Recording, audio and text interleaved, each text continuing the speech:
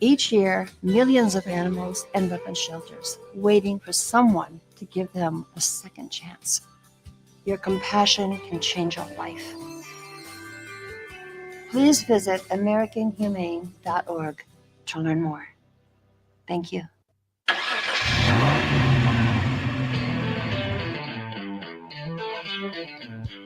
You're stepping into the fast lane on the VTRN Sports app, 93.3 FM and 1320 AM Lynchburg, or by asking Alexa or Google Home, open VTRN Sports Lynchburg.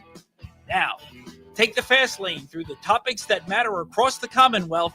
This is the Fast Lane with Ed Lane.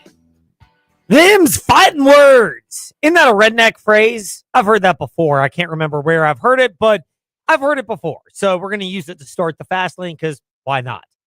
Them's fighting words. The idea that Liberty Flames head football coach Jamie Chadwell would want to quit Liberty University. Now, yes, we stirred the pot to get our usher on for a moment in the fast lane. When we posted this past weekend that Coastal Carolina has fired Tim Beck, their former head football coach, who is, I guess, now their former head football coach, but the one who replaced Hugh Freeze. You thought it was bad with Freeze at Liberty. Try being Coastal. It's really been more of a struggle. They looked like the victims of that Revolutionary War scene reenactment that was done at halftime of the JMU game, which I don't even know what to say, TJ, but that alone in and of itself might go down as like an all-time absurdly but yet appropriately cultural fit halftime show that's ever been done. Like most have bands, they honor somebody at halftime. My favorite is when it's like corporate sponsors, which I get, but to Liberty's credit, they're smart enough to do it in between quarters rather than at halftime when nobody's around to pay attention. But the thing of it is, that might be one of my favorite all-time halftime ceremonies ever. Did you see that, by the way? Yeah, I saw the video. That was unique, and I like that it was because a majority of the war was fought in the winter. So, I mean, it was pretty cool. So very much. I found it appropriate, at least, and obviously worth a humorous moment. But just because there's a Liberty Flames contingent out there that would like to see Hugh Freeze return to Liberty, rekindle the past, bring the band back together again. And just because Hugh Freeze may or may not be very skilled at dropping those nuggets, Jimmy Sexton influence. Obviously Sexton is very good at coaching people up on how to drop the appropriate breadcrumbs to exact maximum leverage in any situation. Hugh Freeze to leave Liberty. Lane Kiffin in our recent past. Insert a bunch of other clients if you want to keep getting snarky about it. That does not mean that everybody just wants to go back to their prior destination and rekindle the flame. Pun intended. Sure, some people may want to do that. But if anything, I came away from the Liberty Flames losing streak, first of all, more convinced that we are entering in this day and age, and the amount of resources the Flames devote to football and athletics relative to their Conference USA peers, relative to their in-state group of 5 peers, JMU, ODU is obviously Liberty's in that category too, and also relative to the rest of the group of 5 outside of Memphis, FedEx Boosted, Boise, South Florida, and Tulane. Liberty puts more in. More investment, more expectation. Just the nature of it. So I am more convinced that 2026 is going to be a hot seat year for Jamie Chadwell. But I'm also more convinced of hearing Jamie Chadwell that this is not sounding like somebody that is anxious to get out of Liberty and go back to Coastal because it's the easy way out. I get it. Their family ties to that area for plenty of people in Chadwell's family. There's a pull from that. I understand it. But there's also a competitive juice in the fact that, let's not kid ourselves, Coastal paid Chadwell, $800,000. With the pay raise, it was just over $1 million a year. Liberty at $4 million a year clearly trumps that. So you're not going to, in a business sense, walk away from that when you don't have a viable landing spot. And even if you were to think, well, would he go to USF? Would he go to some other coastal-based area that's not Coastal Carolina? Because, again, family seems to like the beach area. I get that. Would he do that? You got to have had a good streak, not a bad streak. 4 games to lose the year, 12-0, then 8-3, then 4-8 for Liberty. Not exactly the type of season where you're going to go. That's not the trajectory where you're going to go. But part of it is also this. I would want my coach to not be flirting around with that when times get tough. I want my coach saying what he said, Jamie Chadwell did, after the Liberty Flames' third consecutive overtime loss, this time the regular season finale against Kennesaw State this past Saturday. I'm disappointed in the outcome. I'm not disappointed in our effort, but I'm also probably have more resolve going through the last 4 weeks of seeing where I think we're at our lowest, and we had opportunities in the last 4 games to win every game. And if you do, you're playing for, a conference championship next week. So I've got more resolve in knowing that what we got to do to clean things up and get us back to where I feel like we can be a championship program. So that in and of itself, TJ, does that sound like a coach that is ready to go the flight route in fight or flight? Or does he sound like a coach who's ready to go the fight route? If you had to cast your vote, which one? I think that's the guy that's ready to move on and go to the next year with the same program he's been coaching for the last 2 years. I would agree with that. And he has mentioned this a number of different times. It does not sound like a coach who is checked out on Liberty. Does it sound like a coach who might be burdened by the fact that there have to be changes? Sure.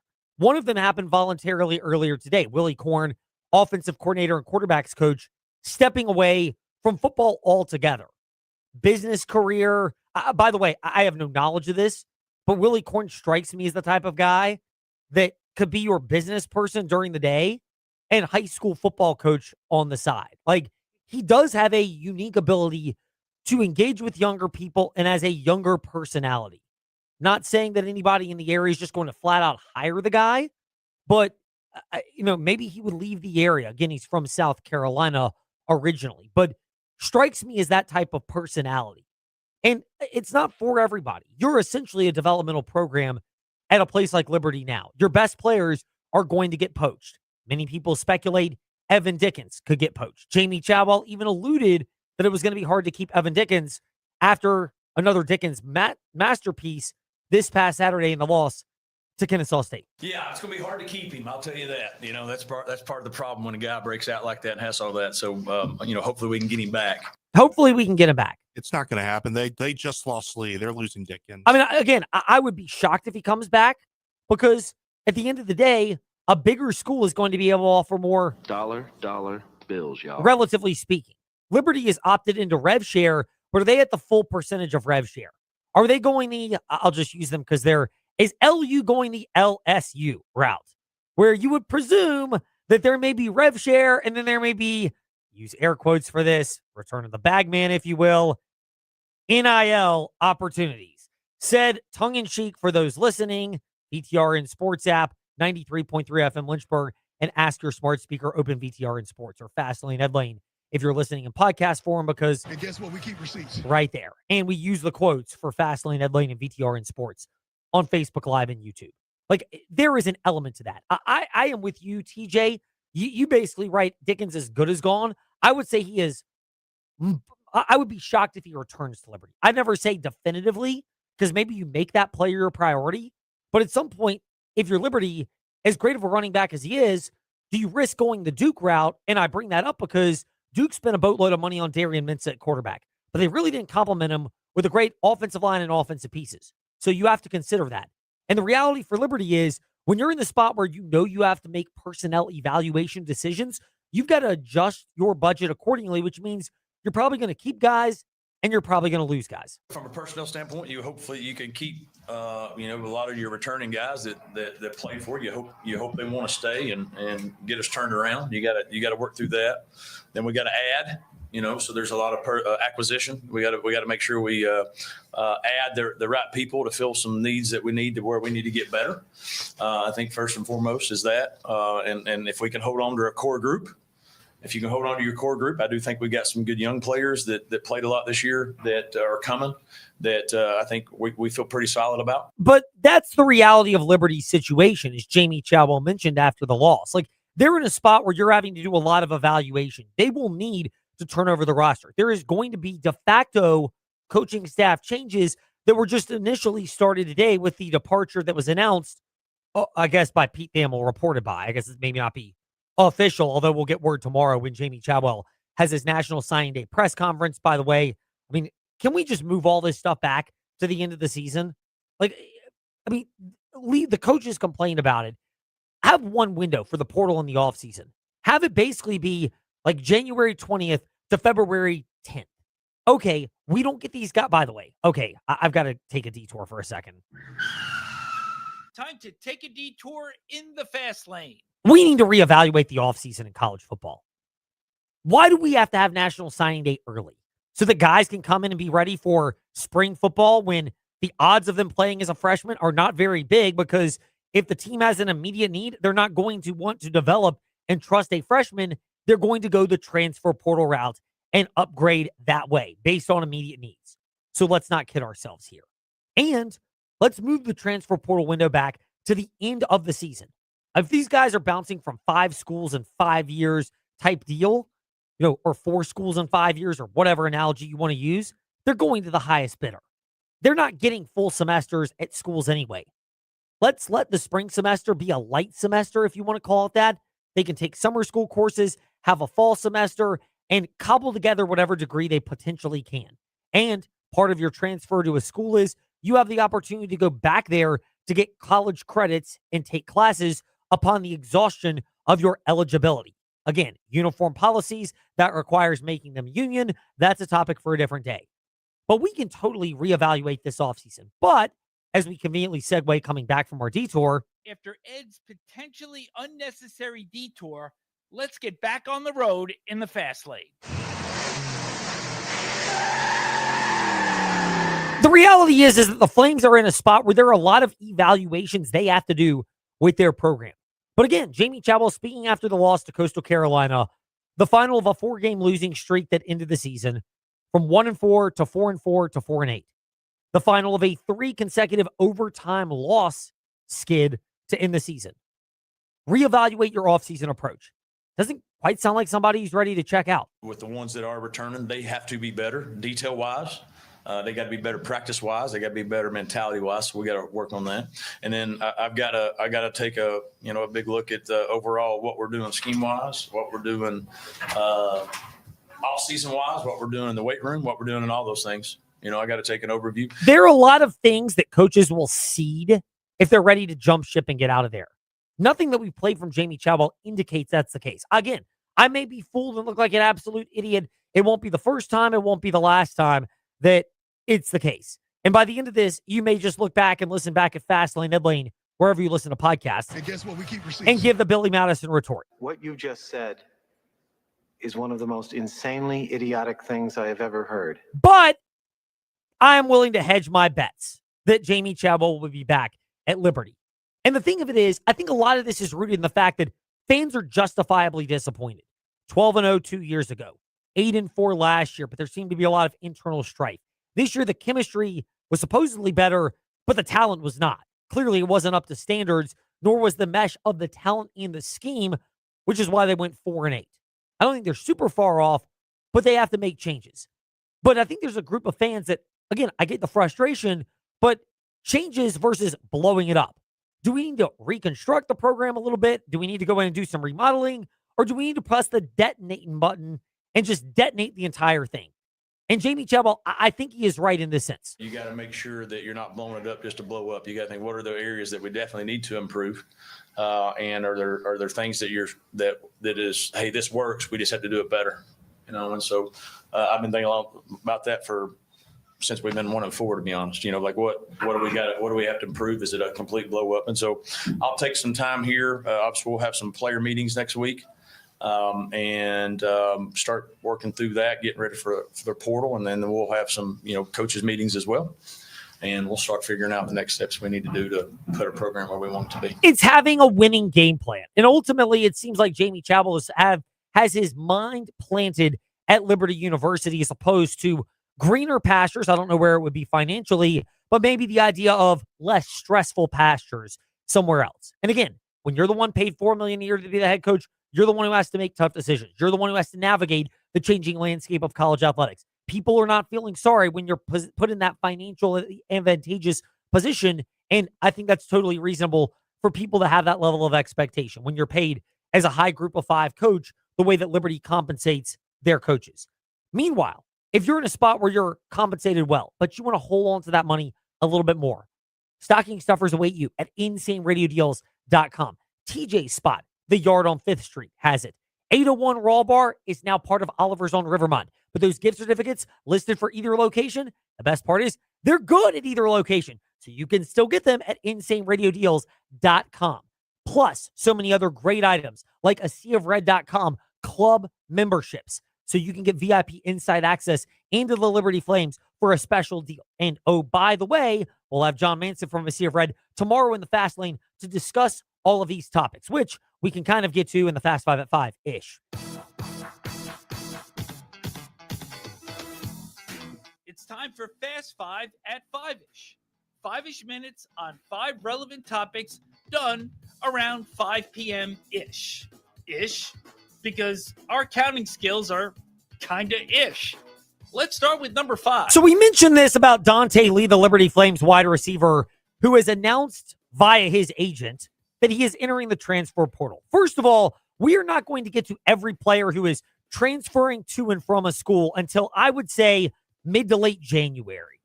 Am I off base, TJ, or is that the smart idea? Because at that point, the rosters won't be fully set, but they will by and large be set. And it's much easier to do a complete evaluation at that time. There may be bigger name players that are worth mentioning at Tech. I think they'll by and large keep whoever they want because Franklin's there and the money will be there for them. But Virginia, they're just going to lose a lot of guys to exhausted eligibility. But JMU and Liberty, by and large, I'm waiting until we see what the new roster makeups are going to be at those places, as well as assistant coaching staff changes at Liberty and, by all accounts, head coaching staff changes at JMU, which we'll get to in a moment. No, yes, I think you're going to see a lot of players wait till after championships and even playoffs before they enter the transfer portal and see who's leaving where, who's leaving the big programs, and do I have a shot to fill that spot? You know, here's the other thing. When you see that Dante Lee is entering the transfer portal and that report is out there via his representation, just read into that what that will. If the agent is leaking that information out, why do you hire an agent if you're an athlete? Again, let's go back to the basics for a second. Any sport, when you're hiring an agent, it is generally to get you something that you would not normally be able to get independent of his or her representation. Most notably, Dollar bills, y'all. much more than. Lots of power. So the reality is that's what you're seeking. If you're in that particular spot, you would be naive to not think that these players are looking for the best opportunity. And if you've had a good year, like Evan Dickens at Liberty, like Dante Lee at Liberty, I would presume like Alonzo Barnett at JMU when Bob Chesney leaves, there will just be enough people out there that are willing to get you to a point where that's the direction that they are going to go. Speaking of Bob Chesney has emerged as the target of UCLA in their coaching search. Look, I have serious questions about the financial commitment to UCLA when it comes to football. Honestly, I think the guy could have stuck around at JMU, had another successful season, and waited for some other better gig to open up during the offseason. NC State is one that comes to mind, not saying you couldn't just leave UCLA after a year or two and go to a place like that. Wisconsin could open up, although many people think Jason Eck, who's a Wisconsin guy after a great year at New Mexico, will take that job instead. If he has another good year there and Wisconsin has another bad year, you'd presume that's going to happen. So I think there would be better opportunities that pop up. That being said, 5-year deal, I get it. I understand it. Like vibes-wise, Chesney seems like a fit at UCLA. And the idea of Chesney being distracted before the conference championship game, I know we beat the dead horse on this, but not only is he distracted, but the players are often distracted as well because they may be looking to follow him or wondering where their next opportunity will be. And in particular, these spots like JMU or Texas, North Texas, or Tulane, who are all in conference championship games with coaches who are going to their next gigs. North Texas's Eric Morris to Oklahoma State.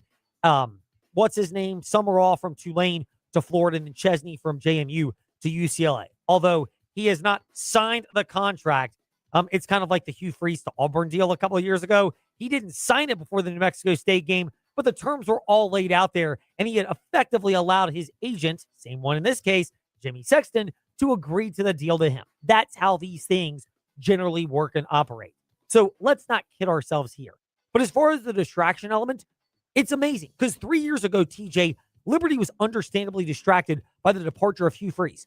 I just think the landscape has changed. I don't think these players are distracted because they're always playing their games now with the knowledge of I have to either play to keep my roster spot or I'll get cut, basically, or I am playing to upgrade my position. So I'm going to go out there and try to have the best, if nothing else, individual game I can so that I can show what I can do in another opportunity somewhere else. Meanwhile, gigs, opportunities, and too little too late in Number 3. apparently the ACC is now trying to make their case for Miami to make the college football playoff. This week, they are re-airing the week 1 game and will do so at least 13 times between Notre Dame and Miami. I don't know what they're trying to do in terms of the voodoo and the luck of the number 13 being involved in this process. Maybe they should have taken this campaign sooner. I go a step further. It's not just using the ACC network, because you know who owns the ACC network? ESPN. You know what they also own and operate? The SEC. And outside of Notre Dame, pretty much everybody that Miami would be competing with for a spot has some kind of conference tie to ESPN.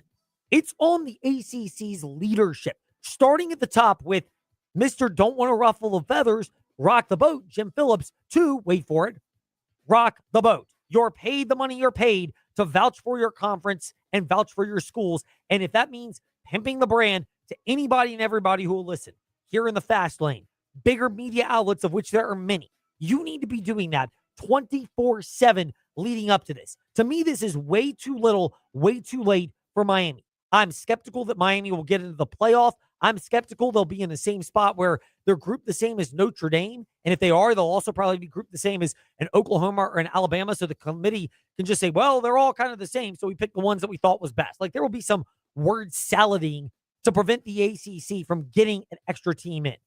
And not to mention the fact that the ACC's ridiculous tiebreaker procedure has Duke, even though they never played any of the other 5 schools with whom they're tied for a spot in the ACC championship game against Virginia, they managed to win based on some convoluted tiebreaker scenario. The easy answer to that is the school that's ranked highest in the college football playoff rankings. It may not be fair. Who cares? This is a business. You need to get your best schools and best brands that are out there. And it's why the ACC needs a split from the haves, Miami, Clemson, Florida State. I'll put the financially committed programs like Virginia, Virginia Tech, North Carolina into that boat. Louisville and SMU, oddly enough, I'd actually put them in that camp. And then the rest of them that don't seem to want to be spending on the same level, they can go to their respective conferences. But I know that diatribe is there, but once again, it's brought up because of what the ACC is doing, or shall we say, not doing, to maximize its best position possible. Meanwhile, Number 2. I loved the way the Virginia Cavaliers have handled this past weekend.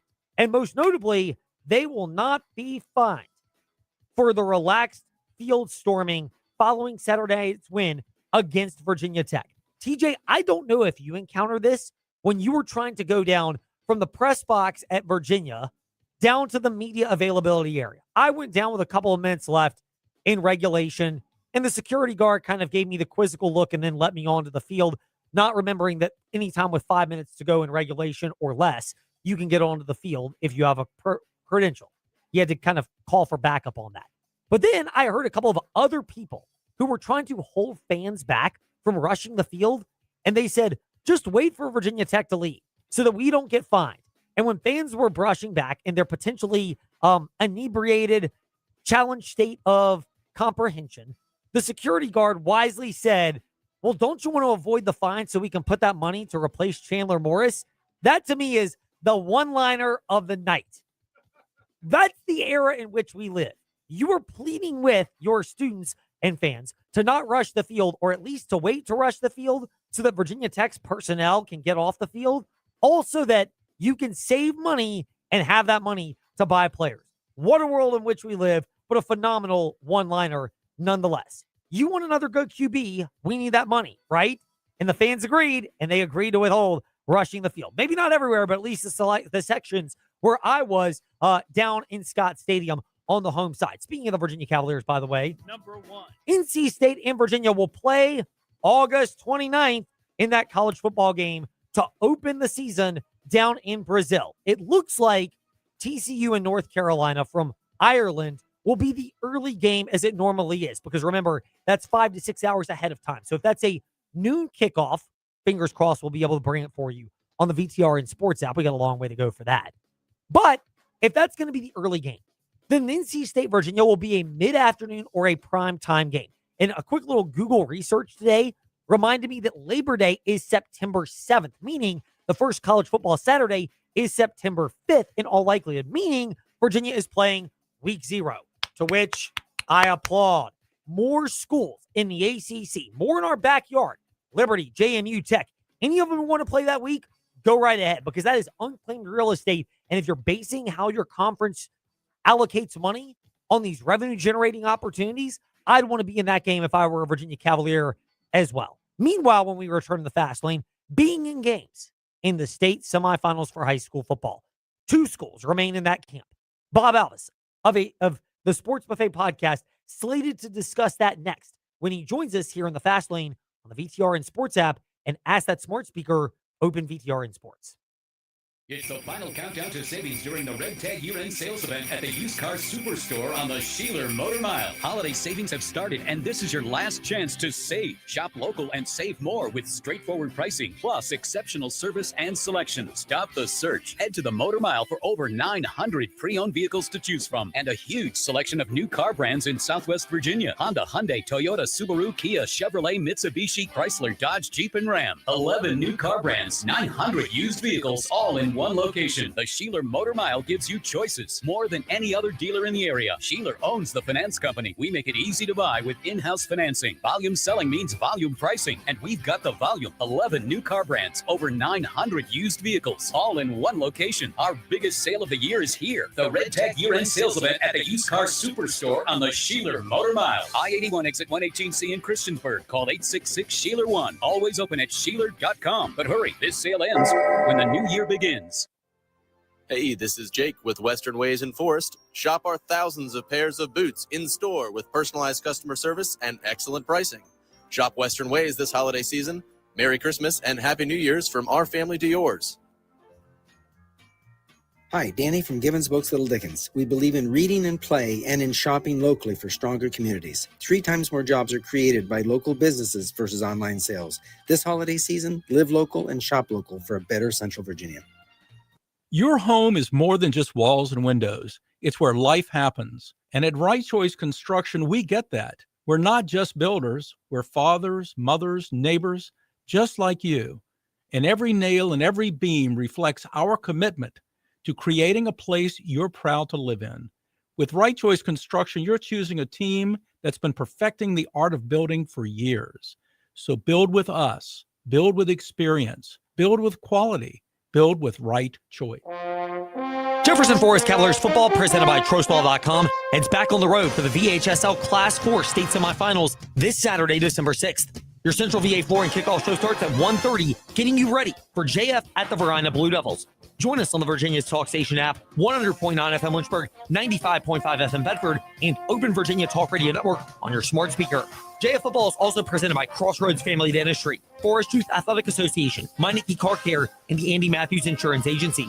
This holiday season, take a step back in time to the heart of the 1940s. Join us at Cedar Oaks Farm in Bedford, Virginia for The Christmas List, a World War II era radio play recorded live to benefit the National Center for Healthy Veterans. Experience the story of the Bedford boys and their last Christmas before shipping out to serve their country. A moving night of laughter, love, and the true spirit of Christmas, featuring live music, classic sound effects, and a full cast performing just like the golden days of radio. Jing-jing-a-ling, jing-a-ling, jing-a-ling, the night is made for sweet romancing. Ha! Ho! Through the snow we go. Performances are December 12th and 13th at 7 p.m. and December 14th at 2 p.m. Tickets are on sale now at cedaroaksfarm.com, with proceeds benefiting the National Center for Healthy Veterans. Come share a nostalgic Christmas at Cedar Oaks Farm, where memories, music, and history come alive. Hi, this is Bill Roth, voice of Virginia Tech football. It's time to start jumping. This is your home for the Hokies, VTRN Sports 93.3 FM and the VTRN Sports app. Step into the Fast Lane 24/7 at Trey Lyle VT and Fast Lane Ed Lane on Facebook, Twitter, Instagram, YouTube, and wherever you listen to podcasts. Now, back to the fast lane. He was our boots on the ground over at Lynchburg City Stadium for the big one this past weekend. An overtime victory, 14-7 LCA against Heritage to claim the VHSL Class 3 Region 3C victory. LCA over Heritage to win that region. And Bob Alvis of the Sports Buffet podcast joins us now here in the Fast Lane. Bob, great to be speaking with you. LCA defeats Heritage. There are two sides to this particular angle. First of all, for the Heritage Pioneers, how dejecting is that for a team that put so much into this season, especially the idea of targeting LCA, knowing that LCA justifiably have been the target, and LCA gave them a run, including winning the first game, but couldn't quite get over the hump in overtime, and the one that mattered the most.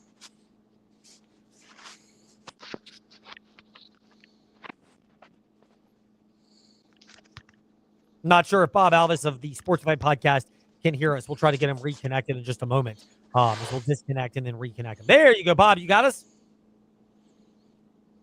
Okay, just disconnect Bob and call him back on the phone because we'll just work through that way. As Bob Alvis of the Sports Buffet podcast slated to join us just a moment. It's unfortunate because that's going to take a while, I would think, for Heritage to get through. The amount of emotional intensity they put into that. Now, if there's anybody that's good enough to guide them through that, it's Bob. It's not Bob Alvis. He guides us through our coverage. It's Brad Bradley, who is one of the best coaches in the Seminole District. But one of the challenges also is the fact that each year you have to go through arguably maybe the best coaching staff in all of high school football in the Commonwealth of Virginia as well, based upon what we've seen so far. So that's often what you're going to be going up against and really trying to figure out how you're going to pull that off in the next step, in the next direction. By the way, I'm trying to get a number for you so that we can go ahead right there and get you. Do you have his number, TJ? No, I do not. Okay, gotcha. Give me a moment. It is literally every single step that I'm trying to get this number for Bob Alvis of the Sports Buffet podcast. Nothing sounds like great live radio when you're trying to pull that off right now. Here you go. Call this number, the one at the top of this list. There we go. Save it in your database too, because I don't know what else to say right now, but go ahead and make that a point to save that while you're looking at it. So you're not looking at me for a second here in the fast lane as we do great play-by-play, sounding like true varsity production here, trying to get Bob Alvis of the Sports Buffet podcast on. But the point is, you lose in that type of devastating fashion to a team that you geared up for, beat during the regular season. It shows how close Heritage and LCA are. And I envision that being more the norm going forward. Just because Heritage and LCA, both are programs that are successful, both have good coaching staffs, and both are in a position where they're largely able to retain that. So that's where we get to discuss now. Bob Alvis of the Sports Buffet podcast with us in the fast lane. Bob, thank you for working through whatever technical challenges we had and couldn't quite get ironed out on our end. We appreciate you doing that.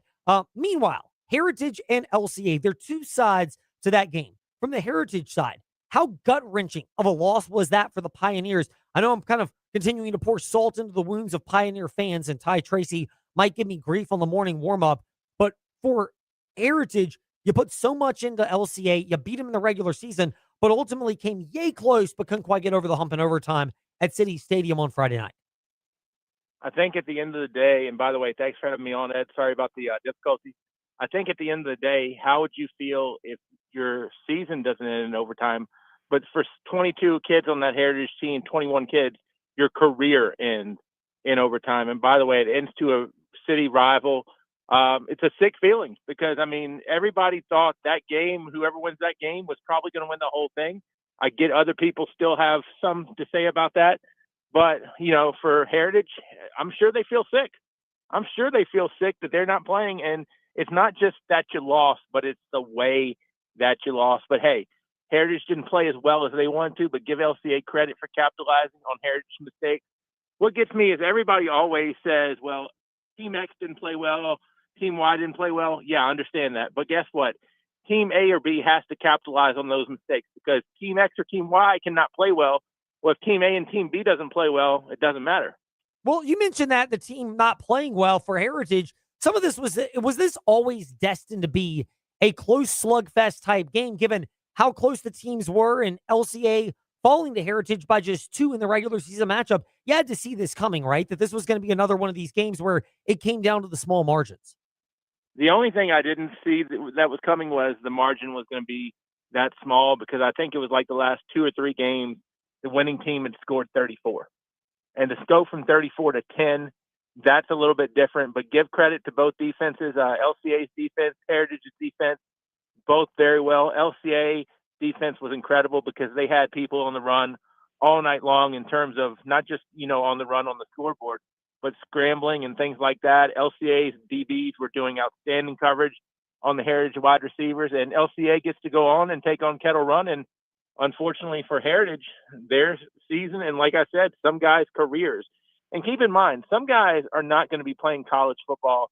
They may not play a winter sport. They may not play a spring sport. So literally their athletic careers could be over. I mean, that's the crazy part about this is the sting of how it ends for the Heritage Pioneers.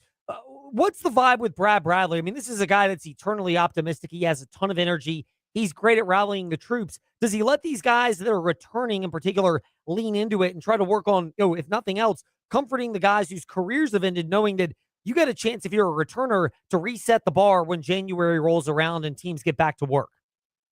I think the comfort probably ends in January in terms of, I'm sure if people like Dom Jones, Aiden Slash, people like that who are seniors still stop by and see him, I don't think he's going to, say, get away from me type of thing. But he's going to definitely be focused and invested when he's in the weight room and on the field with those guys, focused and invested. But gosh, I can tell you his heart hurts. Dom Jones, his heart hurts. Aiden Slash's heart hurts. Everybody on that team from Heritage. I mean, you've seen games that are season-ending games for people, and the tears flow. But it's almost different in terms of, a season-ending game in the playoffs to where you lose essentially in the 5th period. I mean, tears flow and then flow and then flow some more. Yeah, they do. I mean, you get such a high level of emotion regardless of how it ends, but especially when your career ends with a loss. And it's odd to say, but the deeper you go, the more it's felt, Bob. Am I off base in that observation? The deeper a team goes, the more they feel that emotion of a loss, the seniors do, because you got closer to your ultimate goal, and therefore it stings more that you didn't get it. I think you're 100% on the money. 100%, because I can tell you this.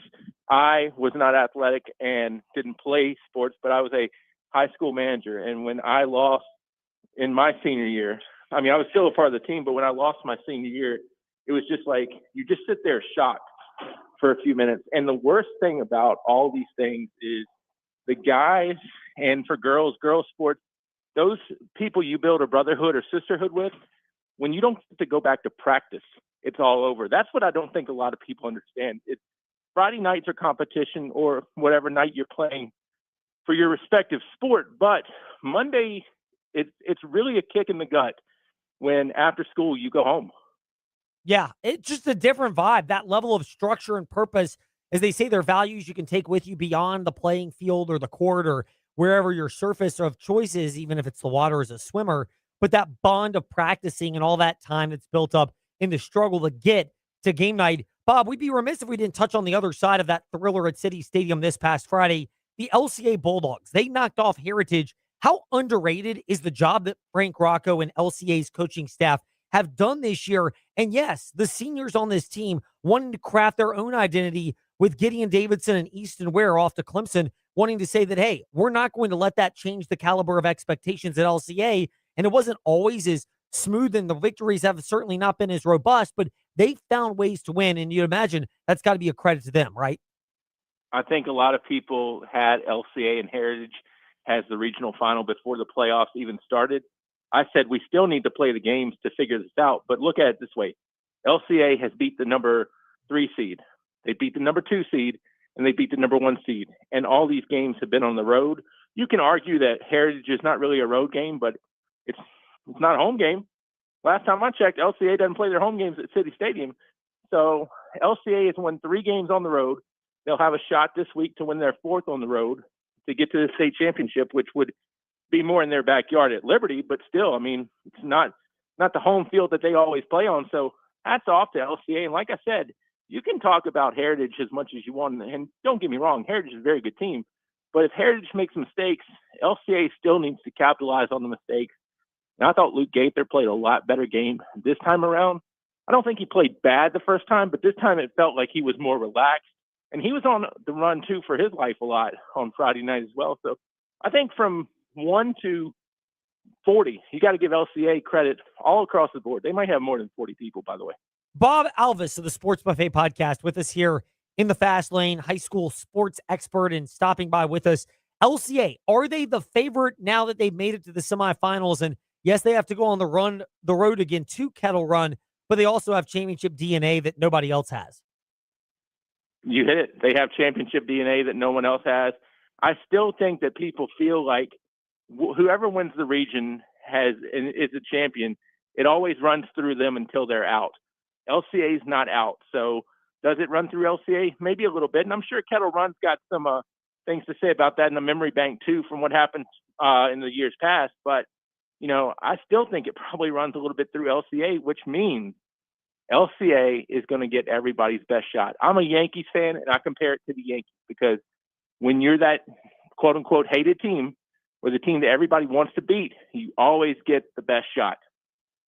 Bob, I'll take a gloating moment for a second and say that we at Lane's Line said LCA is a favored, slight, but a favored over Heritage because of the coaching ability to adjust on the revenge factor. And that's not a knock on Brad Bradley. It's more a testament to just how good Frank Rocco and the LCA staff are. You can take Good your thing own. you got overtime out of it then. Hey, exactly. I guess that helped.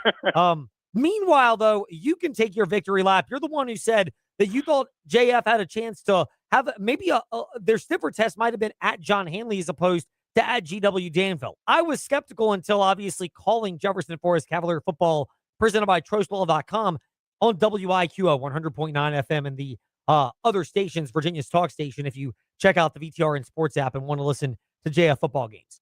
How surprised were you, though, that LCA didn't just win, but that it was that decisive at GW Danville, 49-7? Yeah, when I told you JF would win, I don't think I said they would win by 42.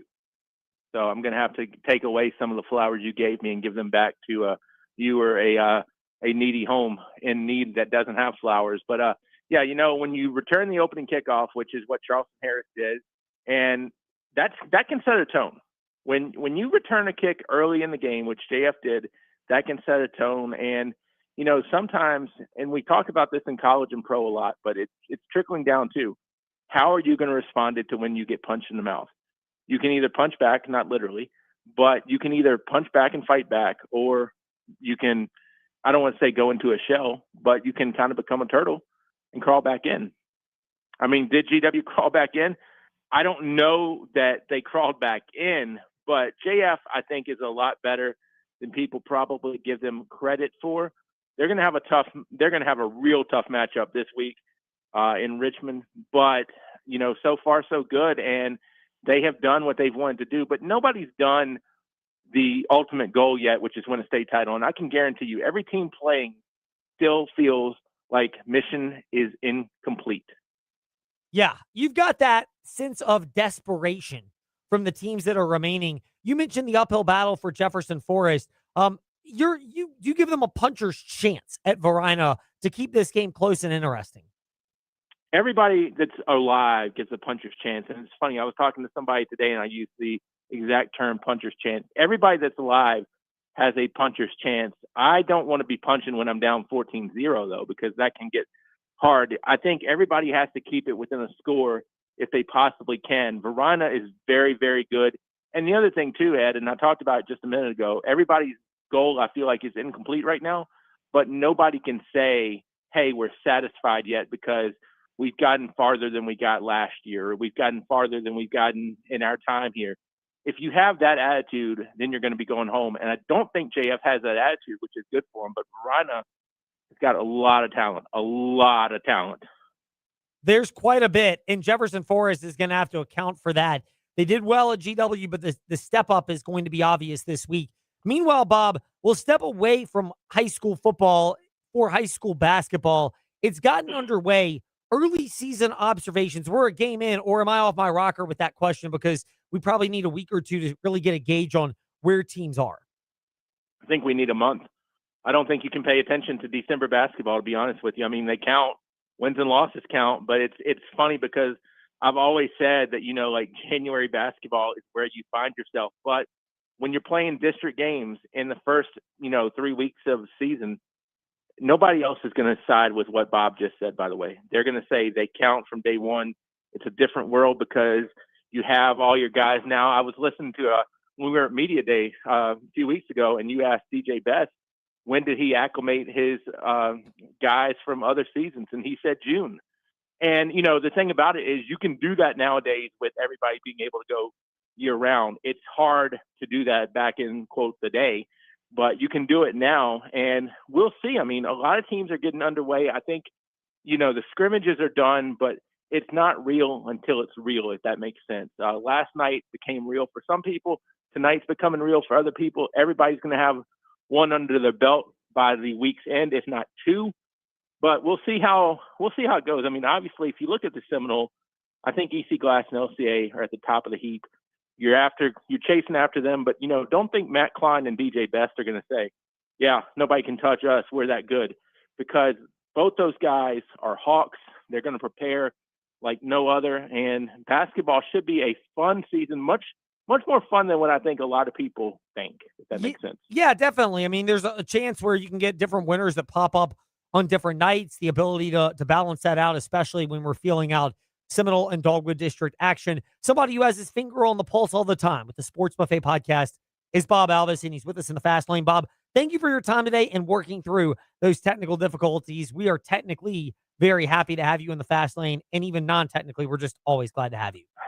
I guess I better keep my fingers healthy because if I ever break my finger, I don't know what gets on the pulse. Yeah, exactly. That's a good point.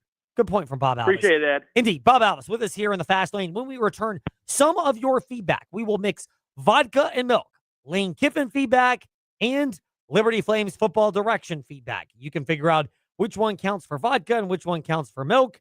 Insert or save your Lane Kiffin jokes till we return here in the Fast Lane, VTRN Sports app, and ask that smart speaker, open VTRN Sports. Hi, Danny from Gibbons Books Little Dickens. We believe in reading and play and in shopping locally for stronger communities. 3 times more jobs are created by local businesses versus online sales. This holiday season, live local and shop local for a better Central Virginia.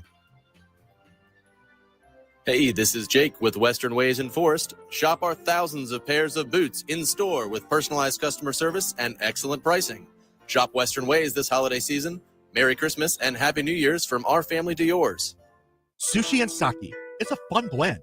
Come experience New Yamada Forest Sushi and Sake, the same fresh sushi you've come to expect, complemented by our new Asian fusion menu, highlighting the freshest filet mignon, plus pork belly and chicken, and grilled seafood like lobster, scallop, shrimp, tuna, and lobster with an Asian flair. Your meat is grilled and prepared to perfection every time, and our crab rangoon is the perfect start to every meal. Come experience New Yamada of Forest Sushi and Sake, 205 Bristol Mill Drive, in Forest behind the Graves Mill Center. Hey, Hokie fans, are you still getting your Hokie sports news from other outlets, or even worse, the newspaper? Well, you're missing out. Tech Sideline has assembled the largest and most talented team to ever cover Virginia Tech athletics. If you want Hokie sports coverage that is second to none and will make you the smartest fan at the tailgate, subscribe to TechSideline.com for just $12 a month or $120 a year. Tech Sideline, all Hokie, all the time, period. Subscribe today at TechSideline.com. In most things, it's hard to go from ordinary to extraordinary. It's easy with your home or business. Call the Concrete Wizard and transform your place into an extraordinary space. If you're tired of looking at unsightly concrete, then bring light to your old surfaces. Call the Concrete Wizard for free design consultations, free estimates, and fast professional concrete resurfacing. And visit theconcretewizard.com for ideas from other before and after photos. Looking for everything happening in and around Central Virginia that used to be in the morning paper? Start your day at the lynchburgportal.com. Get the latest news updates from Bill Trevero, plus up-to-date weather from VTRN's own in-house meteorologist, Matt Ferguson. So you're always in the know before you head out the door. Want to listen on the go? Stream classic hits on Rewind 103.9. Get breaking local news on WIQO, or catch the best sports talk and play-by-play on VTRN Sports, powered by ESPN Radio, all right from the portal. Looking to save? Check out insane radio deals for great local discounts. events, or explore local podcasts featuring the voices and stories that make our community special. Plus, connect with local businesses through the Lynchburg Business Alliance directory and stay in the loop on the latest events from Lynchburg Tourism. It's all right here. Local news, weather, sports, deals, and more at the lynchburgportal.com, your gateway to everything Lynchburg.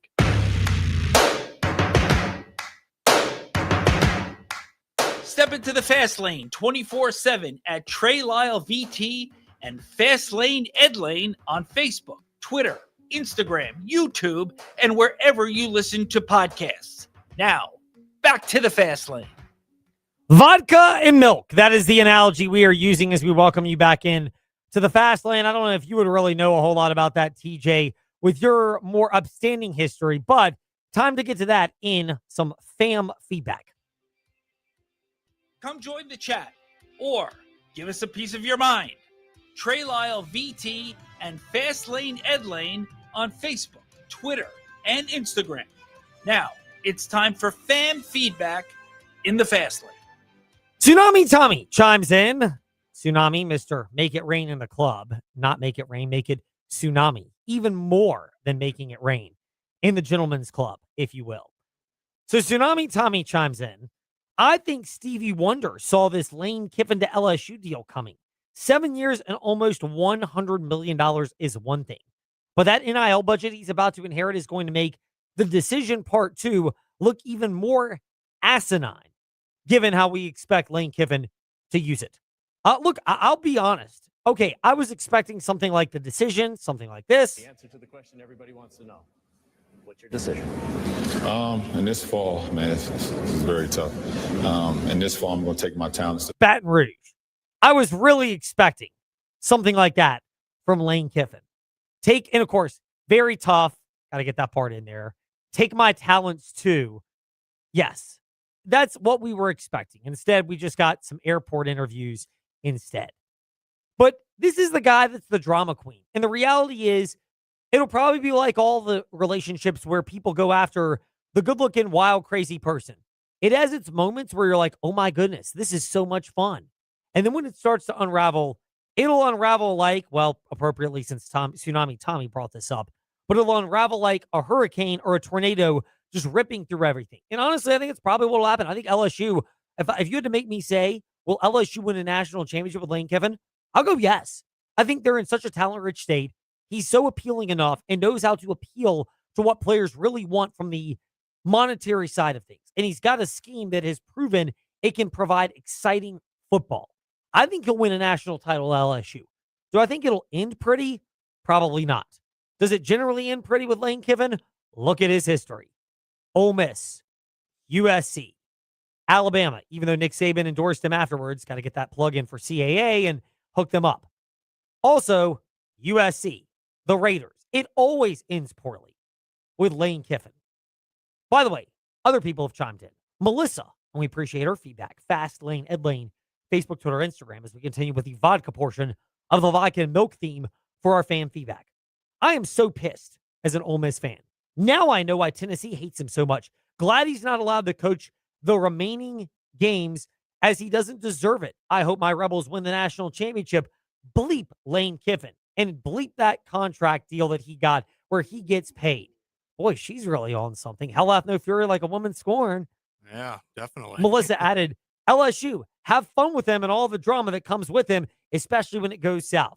Hey, I agree with her on that part. I think it'll be great early, but when it blows up, this is the history of Lane Kiffin. He does not care about ending his tenure in a bad time and will go so far as to make himself look like the victim in that situation. Like it is classic narcissistic, self-centered, focused behavior. Chris chimes in, by the way, on Lane as well. You can't believe one word out of Lane Kiffin's mouth. By the way, let me pause there for a second.